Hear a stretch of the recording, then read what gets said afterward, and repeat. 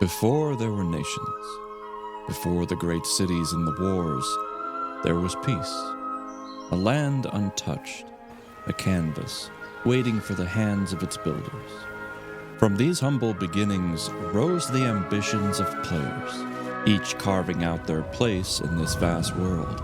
Small settlements turned into thriving cities, and those cities turned into the heart of empires.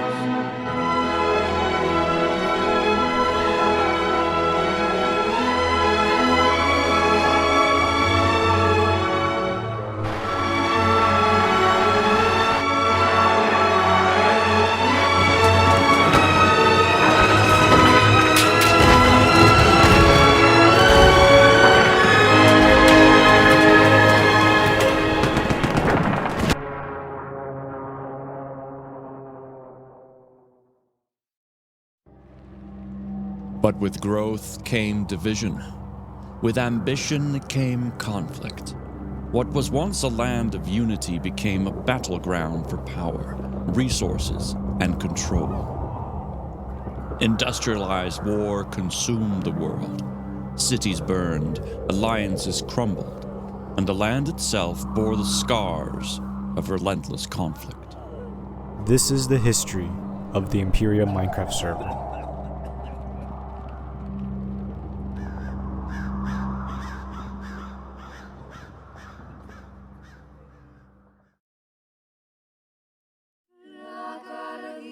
It began like this, quiet, unassuming, and full of potential. The first player to set foot on the Imperiya Minecraft server was Giga. He was soon joined by Arczyne and Pixelized Chicken. What they believed to be just another survival multiplayer server would become something far greater. A story of growth, ambition, and conflict. They arrived in what would later be known as the mainland, a fertile land of rolling plains, dense woodlands, and rich deposits of ore beneath its surface. It was untouched, waiting for someone to leave their mark. And mark it they would.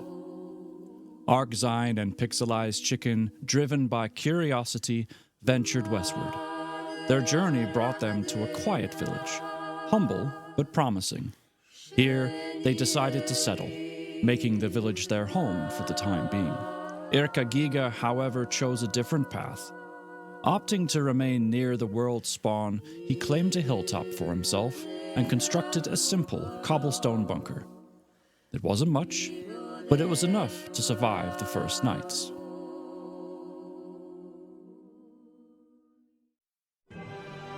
Each player began shaping their own piece of the world. Pixelized Chicken threw himself into developing the village, transforming it from a simple cluster of homes into a small but thriving settlement. Arczyne joined the effort but added his own flair, building a personal home within the village, to Chicken's dismay. Back at the spawn, Giga turned his bunker into the center of a budding community, complete with houses and farms. What none of them could have foreseen was how this modest beginning would shape the future of the Imperiya Minecraft server. The places they called home would one day become the hearts of powerful capitals, standing as symbols of the ambition and ingenuity of their founders. As the days passed, the server began to fill with life. New players arrived, eager to carve out their own place in the world. Many flocked to the established settlements of Irkutov and the Iron Coopage, drawn by the promise of safety, community, and food. These hubs of activity quickly became sanctuaries for the weary and the ambitious alike.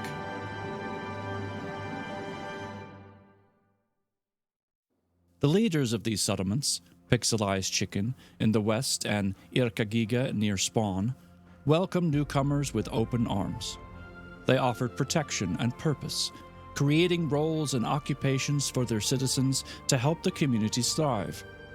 Farmers, builders, and miners worked side by side to expand their homes and resources, transforming small beginnings into centers of power and influence. Not all players sought the security of Irkutov and the Iron Coopage. Some struck out on their own, establishing new settlements across the mainland. These independent communities added diversity to the growing world. But it was clear, Irkutov and the Iron Coupage were becoming the dominant powers. With each new player, the settlements gained strength and influence. Irkutov, led by Irka Giga, focused on efficiency and infrastructure, creating a well-organized system of survival and growth. The Iron Coupage, under Pixelized Chicken, emphasized culture and community, fostering a lively atmosphere that attracted like-minded individuals. And yet, not everyone chose to participate in this communal vision. Arkzyne, despite residing in the Iron Coupage's village, remained independent, content to work alone and build his own way. But as these communities grew, so did their ambitions. The lines between cooperation and competition began to blur. Influence became power, and power demanded more. Tension simmered beneath the surface as each settlement sought to secure its place in the growing world. What began as a collaboration soon gave way to division. Two settlements, two ideologies, were on a collision course. Irkutov and the Iron Coupage would not remain allies forever. The two great settlements of the mainland, Irkutov and the Iron Coupage, continued to grow in power and numbers. What had begun as small, tight-knit communities had evolved into thriving societies, each with its own vision for the future. In Irkutov, Irka Giga's leadership brought structure and discipline. The settlement focused on infrastructure and efficiency, creating a system that prioritized productivity and order. It was here that the foundations of laborism were born, a governance style that valued authoritarian control to maintain stability and progress. Players who sought clear direction and purpose flocked to Irkutov, finding their place in its well-oiled machine. The Iron Coupage, in contrast, embraced culture and cooperation under the guidance of Pixelized Chicken. It was a settlement built on the ideas of shared prosperity and freedom, where players were encouraged to contribute to the community while pursuing their own creativity. This gave rise to the concept of co-prosperity, a governance style rooted in mutual aid and collaboration. Players who valued autonomy and camaraderie found their home in the Iron Coupage. As the settlements grew, so did their ideologies. What had once been a united effort to survive and thrive was now diverging into two distinct paths. Players were no longer just citizens, they were believers, aligning themselves with the settlement that resonated most with their values. The mainland, once a shared home, was beginning to fragment.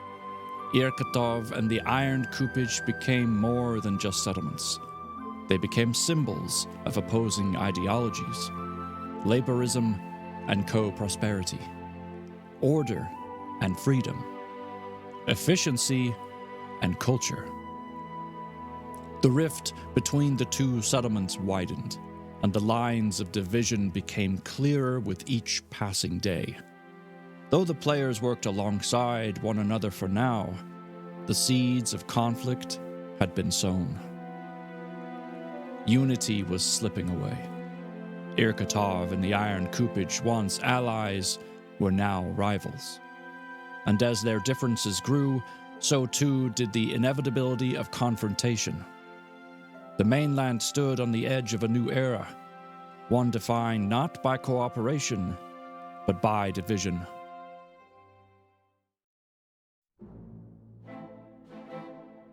The peace of the mainland was beginning to fracture. As the settlements expanded, so did their influence and their ambitions.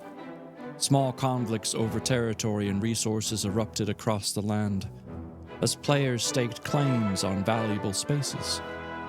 These conflicts weren't just about land or resources, they were about identity.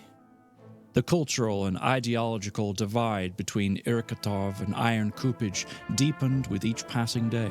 In an effort to avoid further chaos, the leaders of Irkutov and the Iron Coupage came together to negotiate territorial boundaries. It was a tense and delicate process, as each sought to secure the best resources and most strategic land for their people. Not everyone was given a voice in these discussions.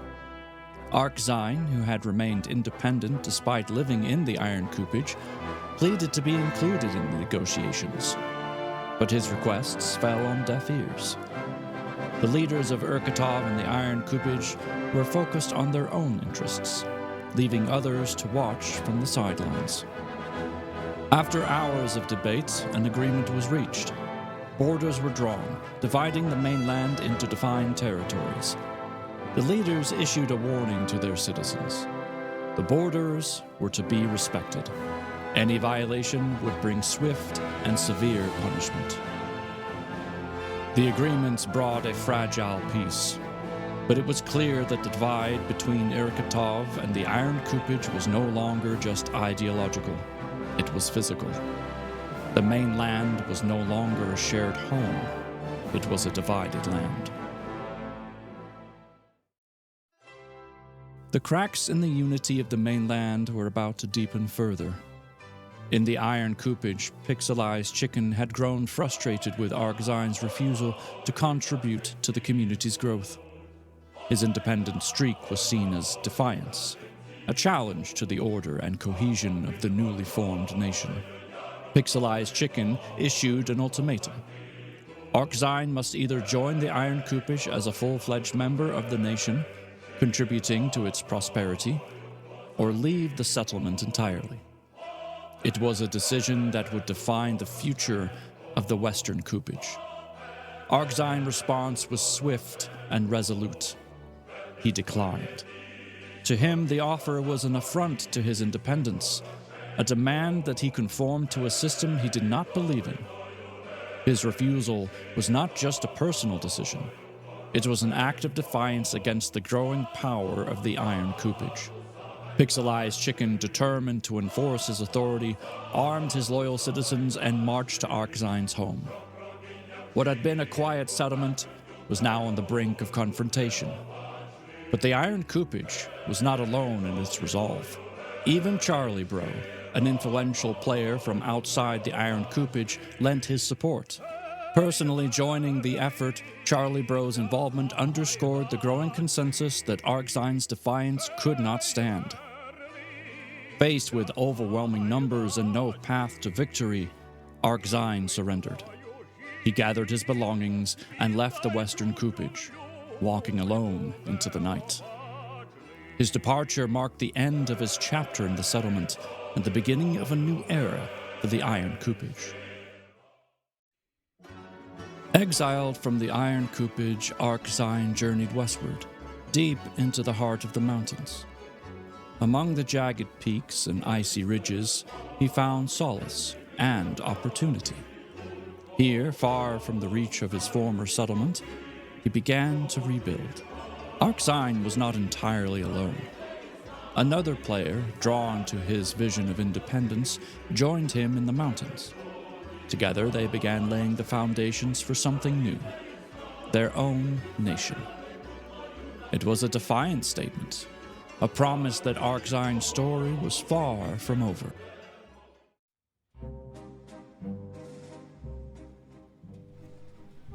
Thank you for watching the entire video. I spent months making this video, and I think the end product is pretty well. If you want, you can subscribe and like to help me, or join my Patreon so I can fund these videos, since I almost bankrupt myself funding this video. And in the description should be the server join link if you want. Thank you.